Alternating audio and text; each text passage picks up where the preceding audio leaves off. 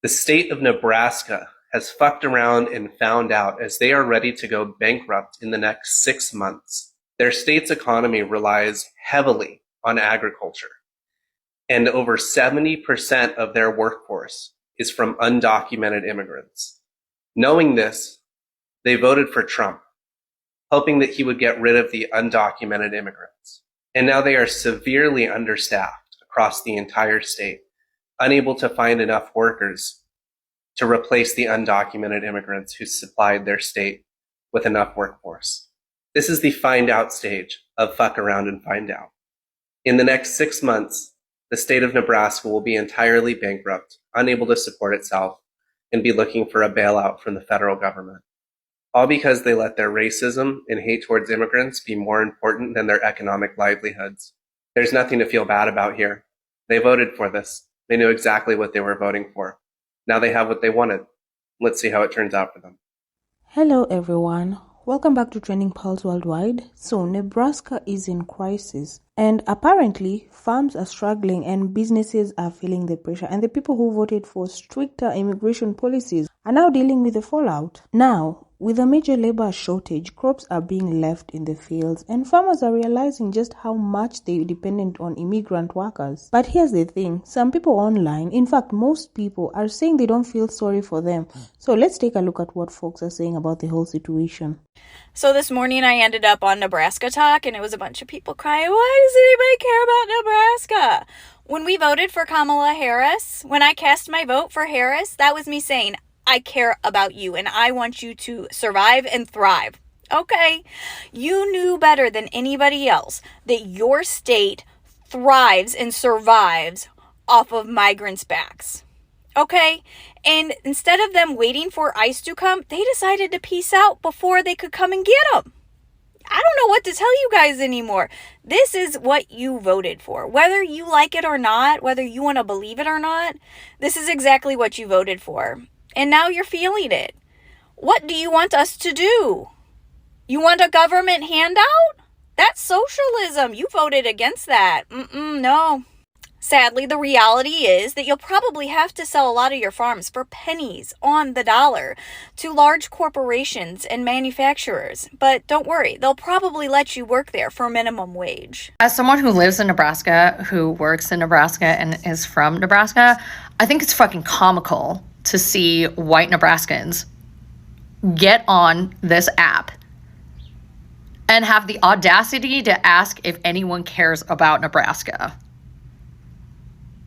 Be so fucking for real. Like, I'm sorry, but y'all voted for this shit. Y'all voted for this. So yeah, nobody cares about Nebraska because y'all did it to yourselves. Y'all voted for that crazy orange man, and y'all voted Don Bacon and Deb Fischer back into office. So yeah, none of us really care about Nebraska. And y'all voted for the two worst governors ever, Pete Ricketts and Jim Pillen.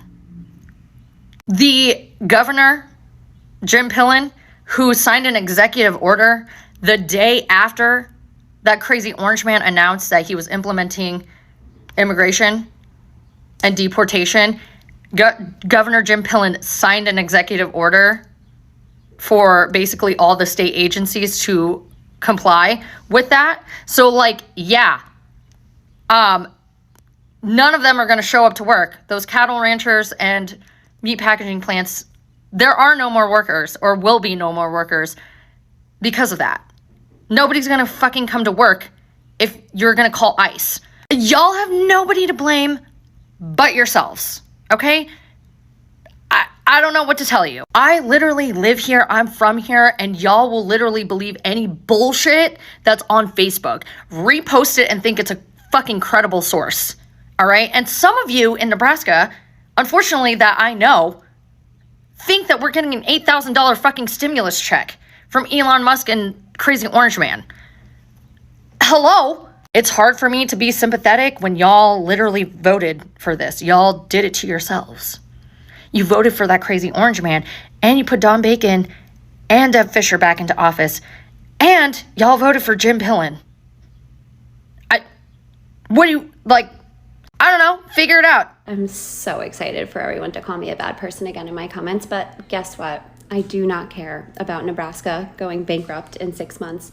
I do not care. I do not care. Maybe a few other of those red states should go bankrupt in 6 months so the blue states can swoop in to save them, so they can understand that we are not the bad ones. We are not the poor ones. We are not the ones who cannot survive under the orange turds' crazy policies. But you know why I don't feel bad for Nebraska? You know why? Because I believe I heard 65% of their workforce is undocumented people, which means they're not coming to work anymore, which means work's not happening, which means all the farmers in Nebraska are going to go bankrupt because they all went out there and voted against their neighbors. 65% of neighbors who are immigrants, okay? Fuck around and find out at this point. You know what I mean? And of course, I do feel bad for those blue people in Nebraska who did not vote for this. So unfortunate. That's what you get for being racist and not wanting immigrants in this country, even though they're paying taxes and contributing.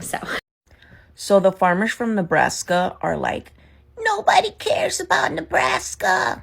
We care about Nebraska as much as y'all cared about the immigrants that were going to be deported when you voted for Donald Trump, knowing that those immigrants were the ones that were working in your fields. What did you think was going to happen? Hey, Nebraska, I hear that you get to be Trump's next bankruptcy. Good for you. Way to go. See, your racism and your transphobia and your hatred of women was just bigger than your sense of self-preservation. Yes, it was. And now you're going to lose your granddaddy's farm. See, just like during the pandemic, when there were all of these subsidies and bailouts for farmers, but they went to the mega corporate farms instead of folks like you, you didn't learn your lesson.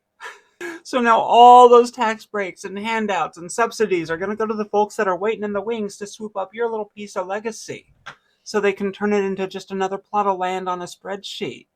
So as you're packing up your Mima's mementos, emptying out that room where you raised your babies, loading up that dinner table where hundreds of family gatherings made magic, it's going to be hard. But just know that we're so happy for you, that you got what you voted for. So here's how I see it. Nebraska farmers are feeling the weight of their own choices, and it's a tough pill to swallow because they pushed for policies that made it harder for immigrants to work in the United States. But now they're realizing those same workers were keeping their farms alive. And without them, everything is falling apart and they don't even have enough hands to keep things running. Now the truth is, this goes beyond just one state. Because across the country, industries that rely on immigrant labor are all struggling, whether it's agriculture, construction, or food production.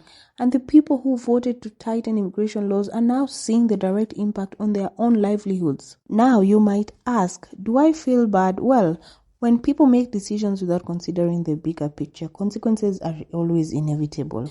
And warnings were given by Blacks and Latino communities, by experts, even by their own local farmers.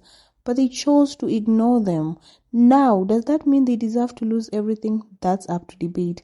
But one thing's for sure, this should be a wake-up call for everyone. But at the end of the day, reality is setting in, and Nebraska is just one of those many places learning this lesson the hard way. But that's just my take. What do you all think? Should Nebraska farmers get sympathy, or is this simply the result of their own choices? Let me know in the comments. And before you go, make sure to like this video, share it with your friends, and hit the subscribe button. And don't forget to turn on the notification bell so you never miss a new episode. I'll see you in the next one. Bye.